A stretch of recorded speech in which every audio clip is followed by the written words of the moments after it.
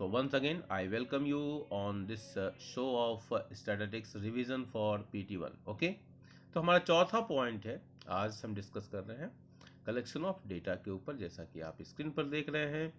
और हमारे उन बच्चों को एक बार मैं पुनः once again I congratulate them that they have taken their valuable time. I need not say all this because ये उनकी रिस्पॉन्सिबिलिटी है, उनकी ड्यूटी है, उनकी समय निकाल कर ये हमारे लिए होना चाहिए। ठीक है, खैर चलिए, मैं तो हमारा ये जो टॉपिक है कलेक्शन ऑफ सेकेंडरी डेटा। ठीक है, collection of secondary data. Okay, secondary data can be collected from published sources and unpublished sources. Underline कर लिया हमने, क्या किया? Published sources and unpublished sources. Okay, are get point. तो publish sources में आपने देखा कि वो सेकेंडरी डेटा हमारा होता है ना, कि मैगजीन्स के रूप में। ठीक है, आपने देखा ना, बोलिए भाई, गवर्नमेंट के रिपोर्ट्स के रूप में। तो secondary data can be collected from the publish sources and unpublish sources. अब पब्लिश सोर्सेज के एग्जांपल देख लो, पब्लिश सोर्सेज के एग्जांपल क्या क्या है?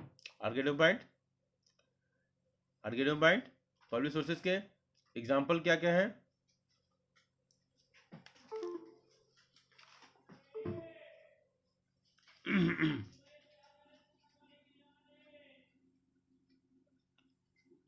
ओके, मैं तो स्क्रीन नीचे था, आपको विजिबल ही नहीं होगा।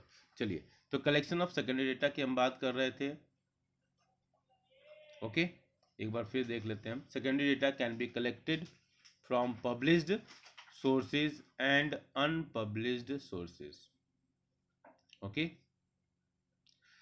पब्लिश्ड सोर्सेज क्या क्या है? The following are some of the published sources of secondary data. पहला क्या है? Government publications such as labor gadgets statistical abstracts of India। मतलब government of India, government of India तो क्या करती है कि इस तरह के डेटाज को इकट्ठा करती है। ठीक है, इस तरह के डेटाज का एक रिकॉर्ड बनाती है।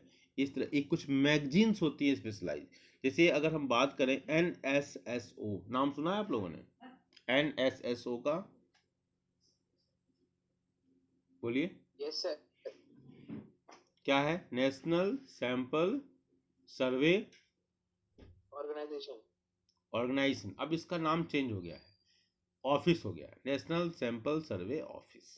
ठीक है, तो ये सोशल, सामाजिक और आर्थिक जो डेटाज होते हैं, सोशल और इकोनॉमिकल डेटाज को कलेक्ट करने वाला भारत का सबसे बड़ा संगठन है, जो लगभग मोर देन 182, मतलब 100 कर लो, 150 कर लो, उससे ज़्यादा, मतलब लगभग 180 की 82 के आसपास इसके ऑफिसेज हैं, रीजनल ऑफिसेज हैं, जिनके माध्यम से ये डेटा कलेक्ट करता है। आगे पॉइंट। तो इस तरह के जो डेटाज हैं वो कलेक्ट किए जाते हैं, वो पब्लिश करती है। गवर्नमेंट के पास मशीनरी है, गवर्नमेंट के पास रिसोर्सेज हैं, और गवर्नमेंट अपनी ऑथेंटिसिटी को बनाए रखने के लिए, लोगों के वेलफेयर के लिए इस तरह के डेटा को कलेक्ट करती हैं। आर्ग्यूमेंट।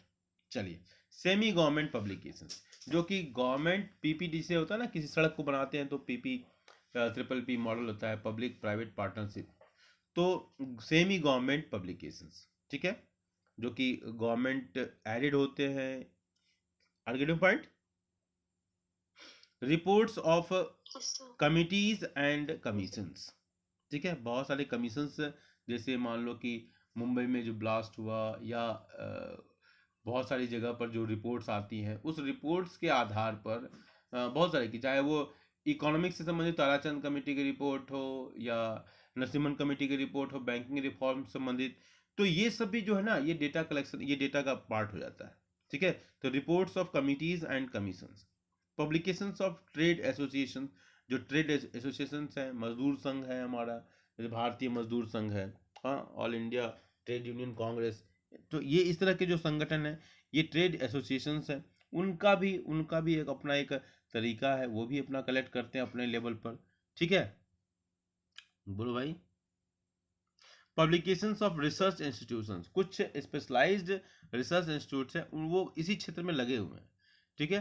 तो पब्लिकेशंस ऑफ रिसर्च स्कॉलर्स, कुछ स्कॉलर्स हैं जो इंडिविजुअल्स के रूप में भी ये काम करते हैं, अपना एक ओवर मतलब इंटरेस्ट कह लिया जाए, ठीक है, अपना एक जुनून कह लिया जाए, फायर कह लिया जाए, तो वो लोग भी लगे हुए हैं, इंडिविजुअल्स भी लगे हुए हैं, इंस्टीट्यूशंस भी लगे हुए हैं, मजदूर यूनियंस भी लगे हुए हैं, ट्रेड यूनियंस जिसको कह लिया जाए, व्यापारिक संगठन है, ये लोग भी अपना डेटा कलेक्ट करते हैं। और जब सरकार जब पॉलिसी बनाती है, बजट वगैरह का जब बनाती है सरकार, तो उसके ऊपर ये लोग अपना प्रेशर क्रिएट करते हैं, एक प्रेशर ग्रुप के रूप में होते हैं कि हमारे अनुसार हमारे लोगों की स्थिति ऐसी है और गवर्नमेंट को इतना देना डिक्लेयर करना चाहिए, चाहे डीए कह लो, चाहे टीए कह लो, जो भी कह लो।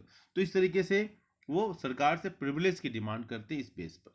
ओके, इंटरनेशनल पब्लिकेशंस, बहुत सारे पब्लिकेशंस हैं, नाम से आसान है, बहुत समझना आसान है कि वो इंटरनेशनल पब्लिकेशंस हैं, विदेशों में काम करते हैं, उनके कई जगह कई देशों में उनके ऑफिसेज होते हैं, और उसके आधार पर उनका जो रिसर्च होता है बहुत ऑथेंटिक बन जाता है, क्योंकि उनके पास पैसा भी है जिसके माध्यम से अपने इनोवेटर्स को अपॉइंट कर सकते हैं, उनके पास टेक्नोलॉजी भी है, जिससे आप कोई चीज़ डिस्कवरी पर देखते हो, नेशनल ज्योग्राफी पे देखते हो, तो कितना अट्रैक्टिव भी लगता है और कितना वो ऑथेंटिक भी हमको लगता है। राइट,